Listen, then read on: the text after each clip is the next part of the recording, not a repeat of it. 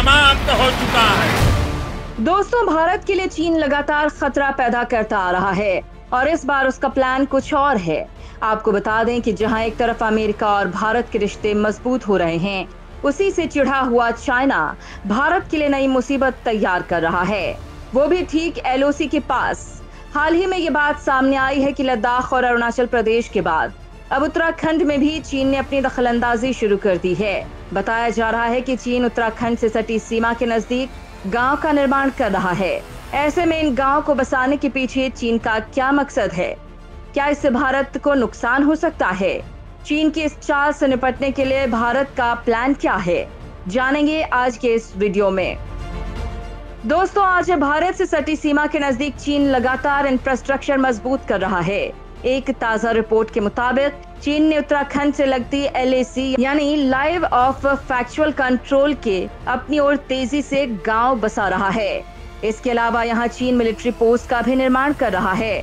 उत्तराखंड में बाड़ाहोती से लगती सीमा के ठीक सामने 300 से 400 घर बन रहे हैं। ये घर बहुमंजिला ब्लॉक में बनाए जा रहे हैं। आपकी जानकारी के लिए बता दें कि यही वो जगह है जहां अगस्त 2021 में चीनी सेना के साथ भारत का टकराव हो चुका है।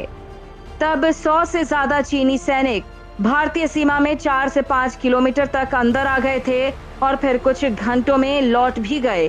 वहीं बाड़ाहोती की दूसरी तरफ चीन की पीपल्स लिबरेशन आर्मी यानी पीएलए ने गश्त भी बढ़ा दी है।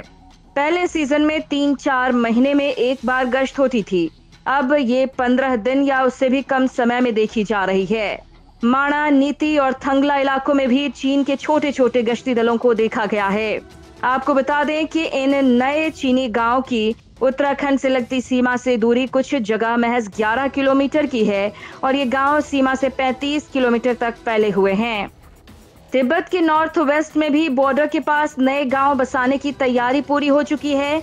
तिब्बत ने जियांगक्वांग मॉडल गांव में चीन के गरीब लोगों को बसाना शुरू कर दिया है और यहां पर गांव के साथ मिलिट्री कॉम्प्लेक्स भी बनाए जाने हैं। आपको बता दें कि दोनों ही जगहों पर बिल्डिंग्स का कंस्ट्रक्शन पूरा हो गया है। उत्तराखंड और हिमाचल से सटी एलएसी पर नीति बास के नजदीक सारंग और पोलिंगजिंग में चाइना हेलीपैड भी बना रहा है। वहीं नीति और तुंजुन पास के नजदीक चीनी सेना के कैंप्स भी हैं। वैसे 1962 में भारत चीन जंग के बाद नीति पास से आवाजाही बंद है। चीन ने सेंट्रल रीजन में ड्रोन भी तैनात कर रखे हैं। अरुणाचल प्रदेश के कमांड क्षेत्र के ठीक सामने कुना में 2 नए गांव बसाए गए हैं। इन गांव में 41 रिहायशी यूनिट्स, ग्रीन हाउस और सोलर लाइट का इंतजाम किया गया है। चीन भारत से सटी एलएसी के नजदीक अपने हिस्से में 700 गांव बना रहा है, जिसमें अकेले ईस्टर्न सेक्टर में चीन की प्लानिंग 400 गांव बनाने की है। अपनी पैठ को और भी ज्यादा मजबूत कर रहा है। ये गांव चीन की सेना यानी पीएलए की निगरानी में है और इन गांव में बड़े बड़े कॉम्प्लेक्स और जरूरत की सभी सुविधाएं मौजूद हैं। दोस्तों, उत्तराखंड चीन के साथ करीब 350 किलोमीटर की सीमा साझा करता है, लेकिन यहाँ ध्यान देने वाली बात यह है कि उत्तराखंड में पलायन पिछले कुछ सालों में तेजी से बढ़ा है। बॉर्डर से लगते हुए जो भारत के गांव हैं, वो रोजगार और बेसिक फैसिलिटीज के अभाव में लगातार खाली हो रहे हैं, जिसका नुकसान स्ट्रैटेजिक तौर पर भारत को उठाना पड़ सकता है। वहीं इसके उलट चीन लगातार अपने लोगों को बॉर्डर के पास बसाने का काम कर रहा है। चीन का ये गांव सभी सुविधाओं से लैस है। हालांकि भारत की तरफ से भी लगातार कोशिश हो रही है कि चीनी सीमा से सटे गांव में लोगों को फिर से बसाने का काम किया जाए। यहाँ आपको बताते चले कि भारत और चीन करीब 3500 किलोमीटर लंबी सीमा शेयर करते हैं, जिसे एलएसी कहते हैं। ये सीमा 3 सेक्टरों में बटी हुई है। पश्चिमी सेक्टर यानी लद्दाख जो 1597 किलोमीटर लंबी है, मध्य सेक्टर यानी हिमाचल प्रदेश और उत्तराखंड 545 किलोमीटर लंबी है, पूर्वी सेक्टर यानी सिक्किम और अरुणाचल प्रदेश जो 1346 किलोमीटर लंबी है। इन सभी राज्यों की सीमाओं से सटे गांव वीरान हो चुके हैं। लोग रोजगार की तलाश में गांव से शहर में जा चुके हैं। पूर्वी कमान के general officer commanding lieutenant general RP Kalita कहते हैं कि स्ट्रैटेजिक और सिक्योरिटी के लिहाज से एलएसी से सटे इन गांव की आबादी अच्छी खासी होनी चाहिए। यही वजह है कि चीन ने भी एलएसी के किनारे मॉडल गांव को बसाया है। हमें LAC के हमारी तरफ के गांव के लोगों को वहां बने रहने के लिए प्रेरित करने की जरूरत है। इसके लिए हमें सभी मॉडर्न फैसिलिटीज और अच्छी आजीविका की अपॉर्चुनिटी प्रोवाइड करने की जरूरत है। सीमा पर भारतीय सेना की आंखों और कानों के रूप में सेवा करने के लिए स्थानीय आबादी का होना बेहद जरूरी है, जिसकी वजह यह है कि लोकल लोग इन दुर्गम इलाकों में चप्पे चप्पे से परिचित होते हैं। इस कड़ी में आज भारत सरकार ने चीन सीमा यानी LAC से लगे गांव को डेवलप करने के लिए वाइब्रेंट विलेजेस प्रोग्राम शुरू कर दिया है। इसके तहत अरुणाचल प्रदेश, सिक्किम, उत्तराखंड, हिमाचल और केंद्र शासित प्रदेश लद्दाख के 19 जिलों के 46 ब्लॉक में 2967 गांव को चुना गया है। सबसे पहले इस प्रोग्राम के तहत 662 गांव को डेवलप किया जाएगा। इनमें से अकेले 455 अरुणाचल में हैं। इन गांवों को टूरिस्ट सेंटर के तौर पर डेवलप किया जाएगा। इस प्रोग्राम का मकसद न सिर्फ आजीविका या जॉब की तलाश में इन गांव से शहर में जाने वाले ग्रामीणों को रोकना है, बल्कि जो शहर चले गए हैं उन्हें भी वापस लाना है।